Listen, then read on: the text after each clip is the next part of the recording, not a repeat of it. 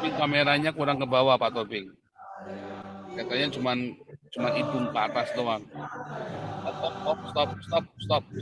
Banyak kan. Pak, cek suara. Coba Pak Toping, bicara. Halo? Ya, kurang ke bawah dikit Pak Toping. Ya, dah. Kalau bisa turun lagi dikit sekali, jangan banyak-banyak. Oke, dah. Ini lebih baik sekarang.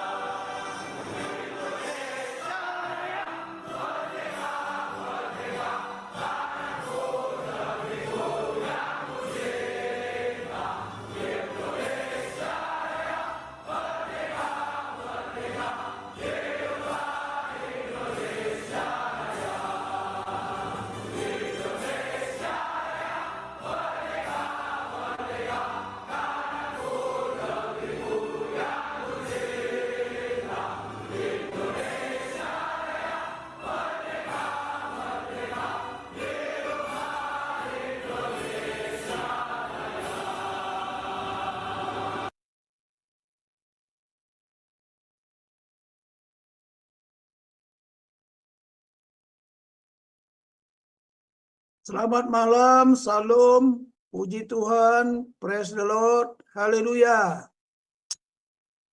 Malam ini sengaja saya mengambil tema apa yang akan terjadi berikutnya setelah pasca pemilu dan apakah yang terjadi jika ekspektasi atau harapan tidak sesuai kenyataan atau fakta. Ini peranggapan. What will happen next after elected? And what will happen if expectation, hopes do not match the reality or fact.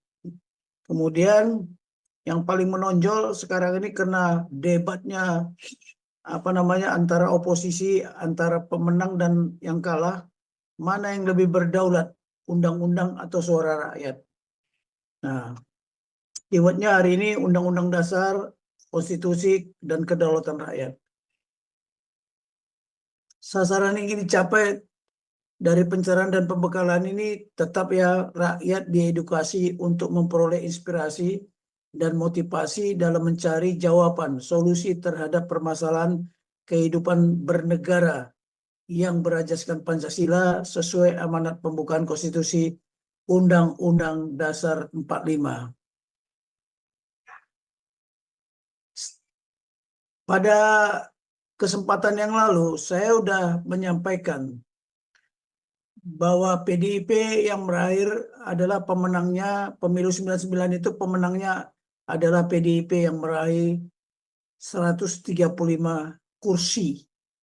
Golkar mendapatkan 120 kursi, sedangkan PKB 51 kursi. Peserta pemilunya 48 partai, ya kan? Kemudian tapi mulai memilih presiden Abdurrahman Wahid, kemudian terpilih sebagai Presiden Republik Indonesia ya keempat dengan 373 suara, sedangkan Megawati hanya 313 suara. Jadi kalau kita lihat ini demokrasinya masih demokrasi Pancasila, bukan demokrasi yang sekarang ini yang bikin riuh, bikin ricuh, bikin kita konflik sesama anak bangsa, ya. Kemudian terbelah-belah lagi anak bangsa ini. TNI-nya pun purnawirawannya pun terbelah jadi 3. Nah, apakah demokrasi yang seperti ini baik? Saya juga tidak tahu. Marilah kita menilainya bersama-sama. Kemudian, nah perubahan undang-undang. Jadi tahun 2003 itu batas berusia sekurang-kurangnya 35 tahun. Undang-Undang Nomor 42 tahun 2008 juga demikian, 35 tahun. Undang-Undang Nomor 15 tahun 2014 juga 35 tahun. Sekarang pertanyaannya, mengapa itu 35 tahun? Kemudian Undang-Undang Nomor 22 2018 berusia paling rendah 40 tahun. Undang-Undang Nomor 19 tahun 2003. Pak Jenderal, mohon itunya diperbesar slide-nya Pak Jenderal. Oh iya.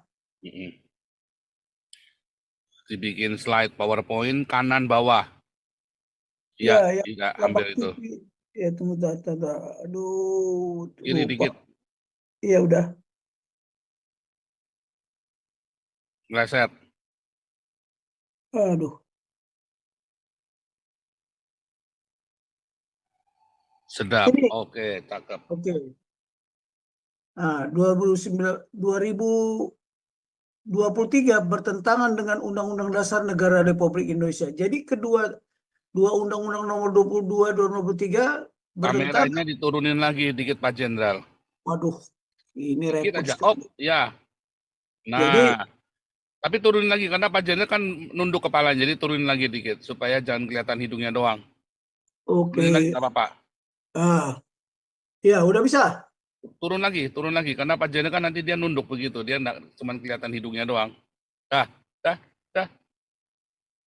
Oh, balik lagi nih. Waduh, susah ini. Udah. Ya udah nggak apa-apa. Asal kepalanya tegak. Turun Kenapa lagi dah. Iya, kenapa ini? Diturunin tadi udah bener tadi. Nah udah gitu aja. Ya lanjut. Kedua Undang-Undang Nomor 22 dan 22 ini tahun 2018 sama Nomor 19 tahun 2003 ini bertentangan dengan Undang-Undang Dasar Negara Republik Indonesia. Kenapa?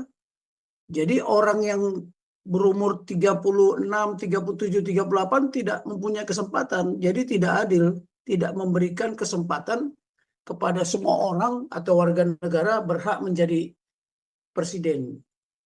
Muncullah ada pemohon yang berkeinginan untuk batas usia presiden dan wakil presiden di bawah 40 tahun kembali lagi menjadi 35 tahun.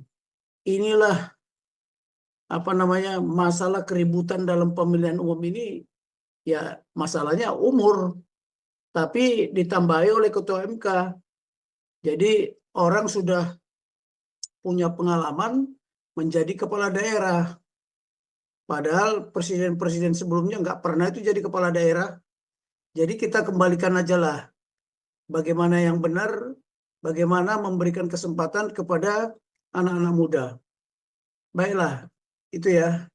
Nah ini peranggapan asumsi pra pemilu, artinya sebelum pemilu.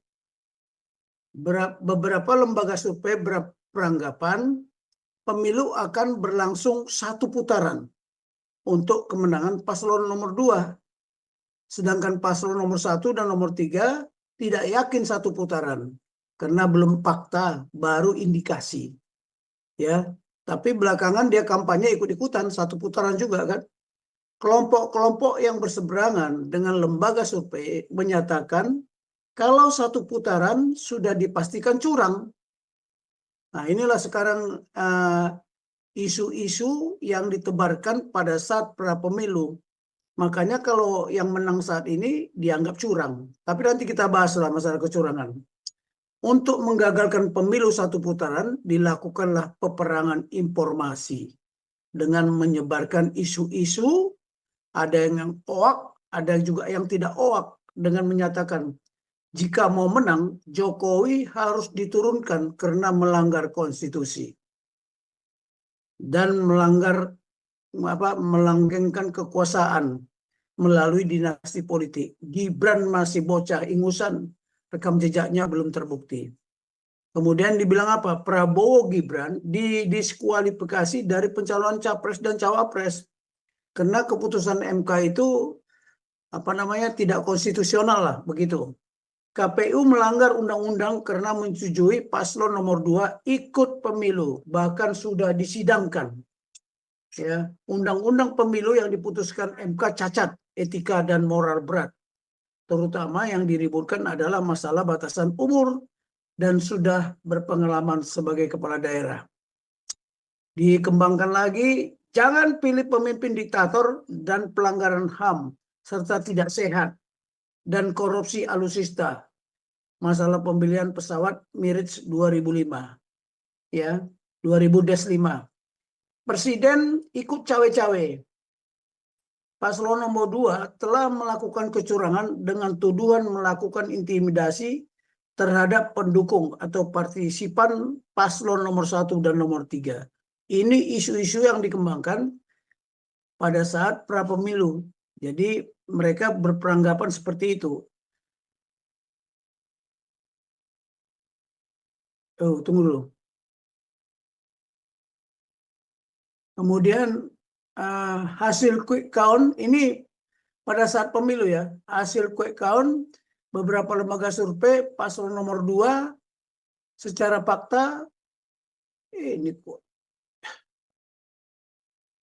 Oh ini ya, tadi ya masih kurang. Demokrasi Indonesia hancur di bawah pemerintahan rejim Jokowi. Ya nanti kita lihat saja what next ya kan. Pilihlah pemimpin yang rekam jejaknya telah terbukti. Debat capres-cawapres sebagian besar hanya mencari dan menjatuhkan atau memojokkan personalitas para paslon, bukan kualitas yang ingin diketahui masyarakat Indonesia dan masyarakat dunia tentang visi dan misi pemerintahan yang akan mengemban amanat rakyat. Kemudian pernyataan Presiden Jokowi tentang presiden boleh kampanye dan memihak juga para menteri sesuai dengan undang-undang. Muncul ide berkoalisi antara paslon nomor 1 dengan nomor 3. Seandainya terjadi 2 putaran. Karena mereka berperanggapan pasti 2 putaran. Tapi nyatanya tidak kan. Munculnya informasi bahwa Presiden Prabowo hanya berlangsung 2 tahun dan digantikan oleh Gibran. Bahkan bisa jadi mati karena diracun, kan begitu. Presiden Jokowi tidak bisa kerja, dan mana buktinya Gibran bisa kerja. Muncul film Dirty Pot di saat masa tenang. Ini isu-isu yang berkembang setelah pemilu, ya. Demonstrasi atas kecurangan telah berlangsung untuk memajukan presiden dan membatalkan paslon nomor 2. Beberapa kepala negara telah menyampaikan, oh ini pasca ini. Nah ini pra pemilu ya, sorry. Hasil quick count beberapa lembaga survei paslon nomor 2 secara fakta suara rakyat 50% lebih melampaui suara yang ada di paslon nomor 1 dan nomor 3. Serta lembaga survei tidak boleh dipercaya dan harus menunggu hasil real count. Ya. Paslon nomor 2 merasa menang menggelar deklarasi di GBK Senayan karena merasa yakin, sedangkan paslon nomor 1 dan 3 tidak menggelar deklarasi karena tidak yakin. 3, bermunculanlah protes dari pihak paslon nomor 1 dan nomor 3 bahwa pemilu curang karena tidak yakin jumlah suara yang diperolehnya tidak sesuai dengan harapan. Protes dilakukan baik itu melalui medsos maupun dialog. Paslon nomor 2 dan nomor 3 masih menunggu keputusan KPU tanggal 20 Maret. Kenyataannya real count yang masih dihitung telah menunjukkan paslon nomor 2 jumlah suaranya lebih unggul dibandingkan dengan jumlah suara paslon nomor 1 dan nomor 3. Nah, ini setelah pasca pemilu ya, demonstrasi atas kecurangan terus berlangsung untuk memakzulkan presiden dan membatalkan pemilihan paslon nomor 2. Beberapa kepala negara telah menyampaikan selamat seperti Rusia, Ceko, Singapura, Australia, dan Amerika. Amerika terakhir sudah menyampaikan. Perhitungan suara masih terus berlangsung, belum final, bahkan akan menuntut ke pengadilan MK. Tuntutan diadakannya pemilu ulang karena pemilihan tanggal 14 Februari tidak sah. Beberapa partai koalisi yang mendukung paslon nomor 1 sudah mulai merapat ke Jokowi. Para jenderal, kurang lebih 200 orang pendukung paslon 1 membuat pernyataan agar Presiden Jokowi dimasukkan dan membatalkan Prabowo Gibran menjadi capres dan cawapres. 7. Pelantikan Menteri Menko Polhukam dan Menteri ATR. Munculnya nama-nama kabinet Prabowo, tapi disanggah bahwa itu hoak. Apa dampak yang akan terjadi? Dampak yang terjadi pemilu tahun 2024 ini terjadinya konflik dan paradigma dan terminologi. Pertanyaan sekarang, apakah konstitusi sama dengan undang-undang? Mana yang lebih berdaulat, undang-undang atau suara rakyat? Dan pertanyaan sekarang, what if? Karena tadi udah kita bilang, what was, itu udah lewat. What is going on, seperti ini keadaannya sekarang. What if? Jika hasil pemungutan suara dibatalkan, dan jika paslon nomor 2 dibatalkan dan tidak jadi dilantik, kemungkinan akan terjadi chaos. Bisa terjadi pertumpahan darah serta konflik akan berkepanjangan. Jadi kalau ini masih asumsi ya, what if. Jadi kalau nanti ada pembatalan, bayangkan saja lah, ini konflik bisa berkepanjangan, mungkin tidak 1 tahun 2 tahun bisa selesai. Ya, sekarang begini aja lah, kalau kita berpikir, katanya ada 3.000 TPS yang curang. Bayangkan 3.000 TPS kita harus diapakan? Harus cek ulang. Berapa lama? Berapa tahun? Mungkin 2 periode presidenan. Apakah bangsa ini mau mengorbankan sampai sedemikian rupa? Ya, apakah negara ini jadi keadaan darurat? Kita sekarang ini aja hidup sudah sulit, beras naik, semua naik, ya, nggak ada yang turun. Rakyat sudah mulai menjerit ini sekarang. Jadi kalau Pak Paul ngasih makan, ya rakyat kita itu, sekarang beras naik, perlu dipikirkan juga. Ya, harga beras naik, semuanya naik. Bagaimana kita memberikan makan mereka itu? Tapi mungkin Tuhan selalu memberi berkat, ya. Kemudian ini selalu udah saya ucapkan, tanpa dependensi kita tidak akan pernah sampai pada konsep, ya. Udahlah, sering itu. Nah, ini isi pembukaan dan batang tubuh Undang Dasar 1945 sebagai proses pengambilan keputusan dalam menata, berbangsa, dan bernegara di Republik Indonesia. Apa kata Pak Supomo? Undang-undang dasar negara manapun tidak dapat dimengerti jika hanya dibaca teksnya. untuk mengerti sungguh-sungguh maksud dari undang-undang dasar suatu negara, kita harus mempelajari bagaimana terjadinya teks itu. Harus mengetahui keterangan-keterangannya dan mengetahui dalam suasana apa teks itu dibuat. Mengapa teks itu dibuat? Jadi, makanya kalau Profesor Sri Sumantri, ya almarhum, mengatakan masih banyak para penyelenggara negara dan para penyelenggara pemerintahan tidak memahami makna atau substansi undang-undang dasar, terutama pembukaannya.